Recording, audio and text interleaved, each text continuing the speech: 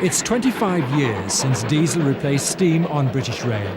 And with the change, old skills have been forgotten. But now BR is finding steam again can be profitable with a growing interest by enthusiasts to run steam specials. But most of the old engine drivers have retired. So British Rail has hired the Great Central Railways facilities at Loughborugh in Leicestershire to retrain some of their intercity drivers. If you ask most drivers, even drivers who haven't been lucky enough to come on this course, I think they tell you the same. You're on one diesel, they're all the same. These are different. They might look the same to you, but I can assure you they perform different. Never thought we'd get the chance again when steam went out in 66, 68. But, they got a chance, they asked for volunteers to be trained on steam, and so we jumped at the chance. All 4 drivers on the week-long conversion course come from BR's Derby depot.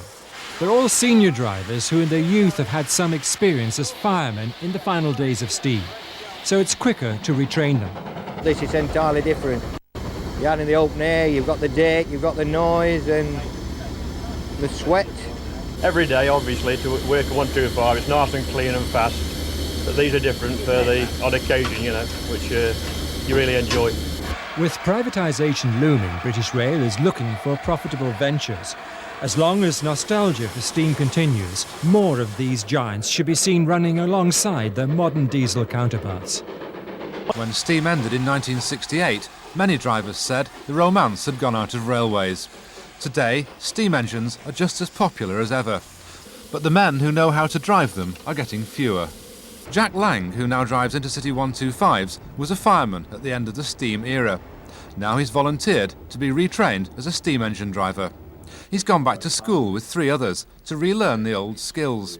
They're among the last BR Footplate staff to have worked with steam.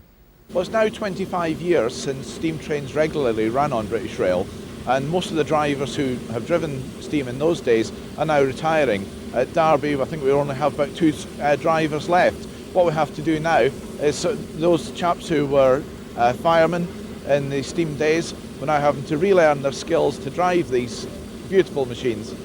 Today, Jack prepared for his driving test on the A4 Pacific Sir Nigel Gresley.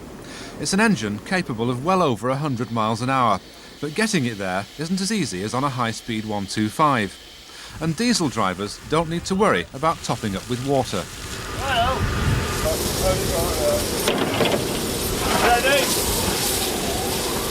But when Jack tweaked the regulator and the mighty wheels rolled, the old affection for steam came back. Brilliant, brilliant. A lot better than the old diesel.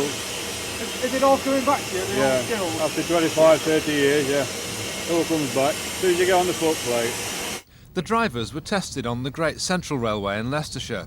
Now they're qualified to drive steam anywhere on the British Rail system. It means that a whole new generation of enthusiasts will be able to travel on and watch steam trains.